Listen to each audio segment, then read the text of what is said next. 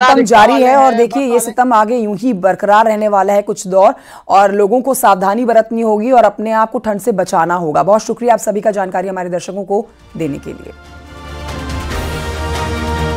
और आगे बढ़ते आपको बताते हैं गोरखपुर में इस समय सीएम योगी जन फरियाद सुन रहे हैं। तस्वीरें दिखाएंगे आपको सीधा गोरखपुर से आती हुई। ये जनता दरबार लगाया हुआ है मुख्यमंत्री योगी की तरफ से, जहां से अमूमन इसी तरह की तस्वीरें आती हैं जब सुबह तड़के देखिए लोग बड़ी संख्या में पहुंचते हैं और मुख्यमंत्री योगी आदित्यनाथ को अपनी परेशानी बताते हैं। अधिकारियों के साथ इस समय मौजूद है और तत्परता से इन फरियादियों की फरियाद सुनी जाती है। अधिकारियों को इसी वक्त आदेश दे दिए जाते हैं समस्या का समाधान करने के लिए। सीधी तस्वीरें आपके सामने गोरखपुर से मुख्यमंत्री योगी आदित्यनाथ की।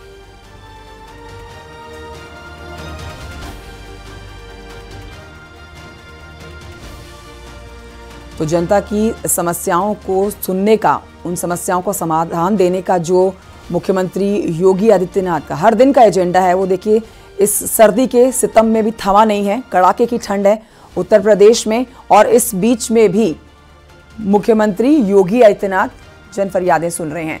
रामगोपाल मेरे सहयोगी इस पर और जानकारी देंगे। रामगोपाल, देखिए मुख्यमंत्री योगी आदित्यनाथ नियम के पक्के हैं। एक तरफ कड़ाके की ठंड तो वहीं दूसरी तरफ एक बार फिर से जनता दरबार लगा हुआ है, जन फरियाद सुनी जा रही है मुख्यमंत्री की तरफ से। बिल्कुल, मुख्यमंत्री योगी आदित्यनाथ पे ही लोगों का ये भरोसा है कि इस कड़ाके की ठंड में वो मुख्यमंत्री के दरबार में पहुंच गए हैं और जब लोग पहुंच गए तो मुख्यमंत्री ने उनको निराश भी नहीं किया और बड़ी संख्या में आए लोगों को द्विजयनाथ सभागार में बैठाए हैं। बाकायदा जो एक बड़ा सा सभागार है, हॉल है, उसके अंदर कुर्सियां लगाई गई हैं। उन कुर्सियों पे सभी फरियादियों को बैठाया गया जिससे ठंड से बचाव के इंतजाम भी हो सके और जो फरियादी हैं उनको कोई समस्या ना हो सके। और इसी के साथ मुख्यमंत्री एक एक फरियादियों के पास जा रहे हैं, उन फरियादियों की समस्याओं को सुन रहे हैं। सबसे बड़ी बात इस जनता दरबार में जो मेडिकल समस्याओं को लेकर जो लोग आते हैं उनकी समस्या का तुरंत समाधान हो जाता है। बहुत से ऐसे गरीब वर्ग के लोग हैं जो इलाज के लिए अपने परिजनों को या किसी को जब अस्पतालों में भर्ती करते हैं तो वहाँ 3 लाख, 4 लाख, 5 लाख के एस्टीमेट आते हैं, तो तुरंत मुख्यमंत्री उन लोगों को निर्देशित करते हैं कि एस्टीमेट बना के शासन को भेजा जाए। 1 सप्ताह के अंदर जो इलाज का खर्च है वो शासन के द्वारा पैसा दे दिया जाएगा और लगभग लोगों को, जितने भी लोग यहाँ पे आए हैं उन लोगों को यहाँ पे राहत मिल जाती है और इसी उम्मीद में बड़ी संख्या में लोग आते हैं।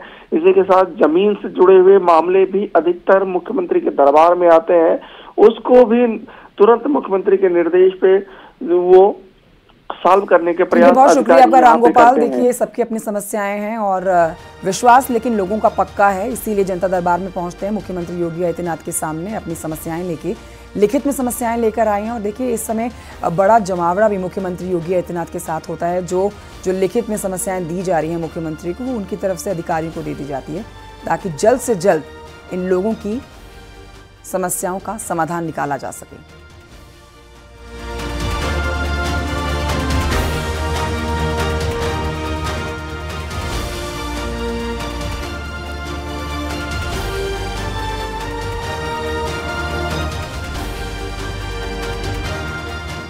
इस बीच आगे बढ़ते आपको ये भी बताएं कि आज राजधानी लखनऊ में निषाद पार्टी का बड़ा कार्यक्रम होना है जिसमें दोनों डिप्टी सीएम और केंद्रीय मंत्री भूपेंद्र यादव शामिल होंगे। दोपहर 12 बजे रमाबाई अंबेडकर मैदान में पार्टी का कार्यक्रम है। निषाद पार्टी के 11वें संकल्प दिवस पर केंद्रीय मंत्री भूपेंद्र यादव, यूपी बीजेपी अध्यक्ष भूपेंद्र चौधरी, डिप्टी सीएम केशव प्रसाद मौर्य, साथ ही ब्रजेश पाठक मौजूद रहेंगे। अपना दल एस नेता और मंत्री आशीष पटेल, एसबीएसपी अध्यक्ष ओम प्रकाश राजभर समेत कई नेता जो है आज के इस कार्यक्रम में शामिल होने जा रहे हैं।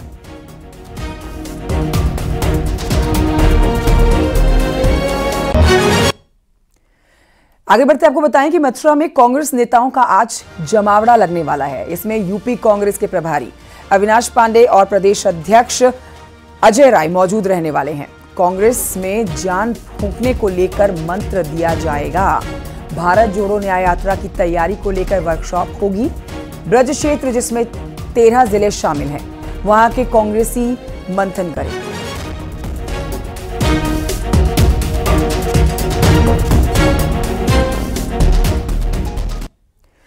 न सिर्फ उत्तर प्रदेश बल्कि दिल्ली में भी बड़ी बैठक होने वाली है। वर्चुअली ये बैठक होगी। हम बात कर रहे हैं INDI इंडी गठबंधन की, जिनके नेताओं की आज वर्चुअली बैठक होने वाली है। वर्चुअली ये बैठक जिसके मायने कई ज्यादा हैं। इस बैठक में सीट बंटवारे को लेकर चर्चा हो सकती है। साथ ही सीट शेयरिंग, सीट बंटवारे में अंतिम आज रूप कोई दिया जा सकता है, कोई एक बड़ा फैसला लिया जा सकता है। समय आपको बताएं, सुबह 11:30 बजे का समय है जब वर्चुअली ये मीटिंग शुरू हो जाएगी। तो दिल्ली में ये बड़ी बैठक आप कह सकते हैं 2024 में सरकार को मात देने के लिए इंडी गठबंधन की ये बैठक, जिसमें अभी तक साफ नहीं हो पाया है किस पार्टी को कितनी सीटें दी जाएंगी, कैसे 2024 में मात देने के लिए सरकार को रणनीति बनाने के लिए आज सुबह 11:30 बजे का समय है जब ये बैठक वर्चुअली शुरू हो जाएगी।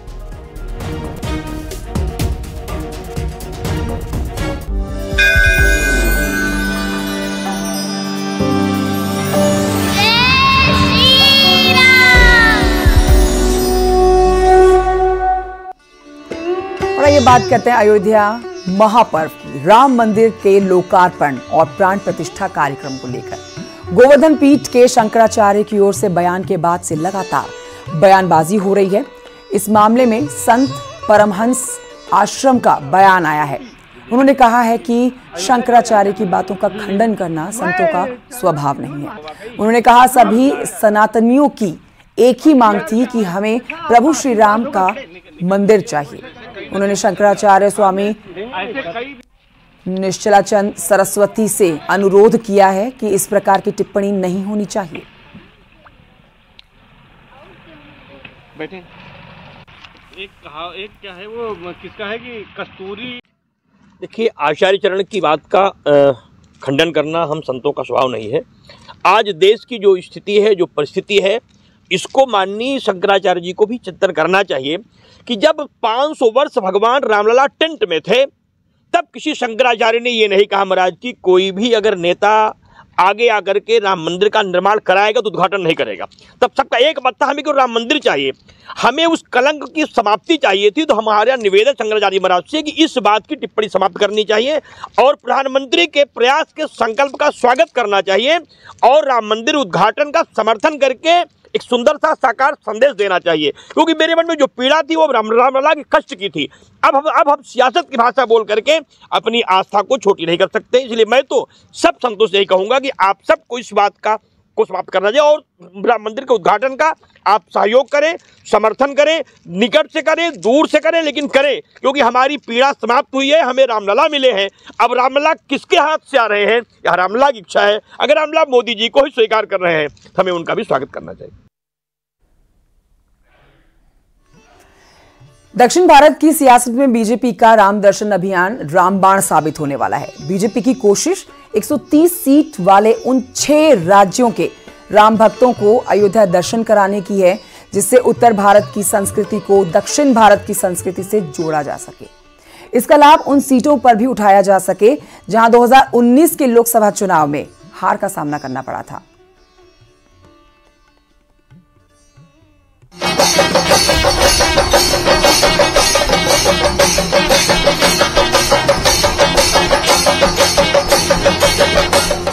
तेलंगाना में कांग्रेस की सरकार बनने के बाद उत्तर और दक्षिण की सियासत जोर पकड़ चुकी है। कांग्रेस के बड़े बड़े नेता अब उत्तर से दूर दक्षिण प्रवास पर हैं। चाहे राहुल गांधी हो या सोनिया गांधी, सबकी कोशिश दक्षिण की सियासी आंधी पर है।